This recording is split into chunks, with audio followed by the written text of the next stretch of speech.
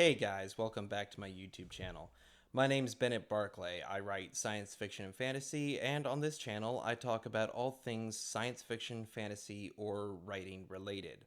This week we had the 5th episode of Season 3 of The Mandalorian drop, and I'm sorry to say that for me personally, this is the weakest episode of the season so far. Unfortunately, this is the first episode of the season that really feels like a filler episode, with minimal progress being made and not a whole lot in the way of interesting character development happening. Now, this sounds very negative, and we'll come back to my criticisms here momentarily, but I always like to start out by discussing the positive points of each episode, so let's start with that. Considering the episode on its own merits, outside of the context of a wider season, it really is still a solid episode. It kind of reminds me of the end of the Odyssey, when Odysseus returns home and ousts all the vagabonds that have taken up residence in his house. It was really fun to see Mandalorians working as a unit in live action. That was really cool. It was really cool that the blacksmith gets her moment. It was kind of out of left field. I didn't think she had been on that mission. I didn't see her on the dropship anywhere, but I still found that pretty entertaining, and it worked well with the character. This was the first episode that featured Captain Tiva in a significant role, and I really enjoyed that. I thought he was an interesting character and a fairly nuanced character for the black and white morality of the New Republic.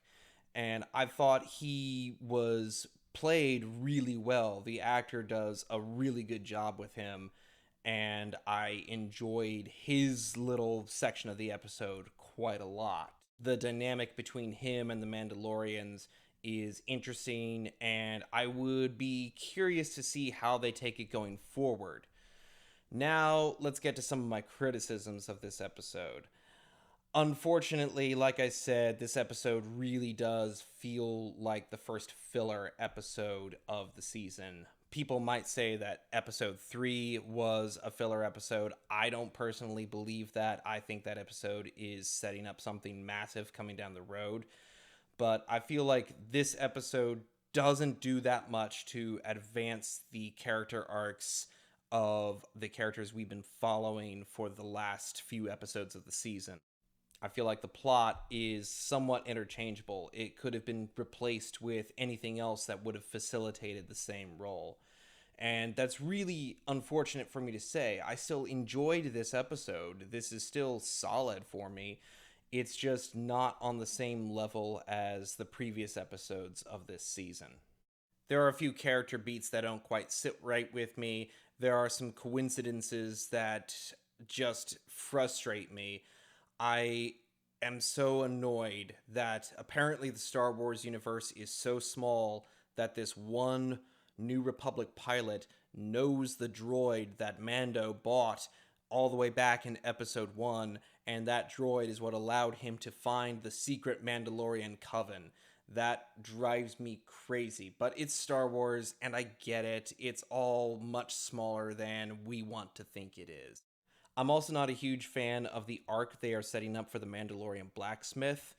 To me, it feels like she is setting herself up to be the spiritual leader of the Mandalorian clans, and she's trying to use Bo-Katan as a puppet to do that. This doesn't quite sit right with me, and I hope I'm misreading the situation. But right now, I'm not very happy with the arc that I see that character taking going forward. I'm also bothered by the lightspeed paradox.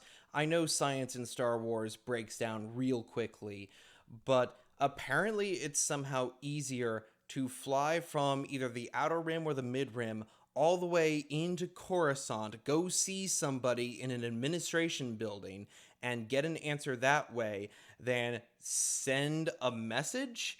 This is really frustrating to me. It's a small thing. I know it's a small thing, but it does throw me out of the story. It breaks my immersion just a little too much. and probably soured me for the rest of the episode going forward. I know I'm ending on some pretty negative notes there, but I am still enjoying The Mandalorian. I am still going to keep watching, and I'm still happy with how this season is going as a whole. I just feel like this episode specifically was one of the weaker ones of the season so far. But that's just my thoughts on Mandalorian Season 3, Episode 5. What did you guys think of the episode? Shoot me a comment down below, and I would really love to hear from you guys. And until next time, I will see you later. Bye bye.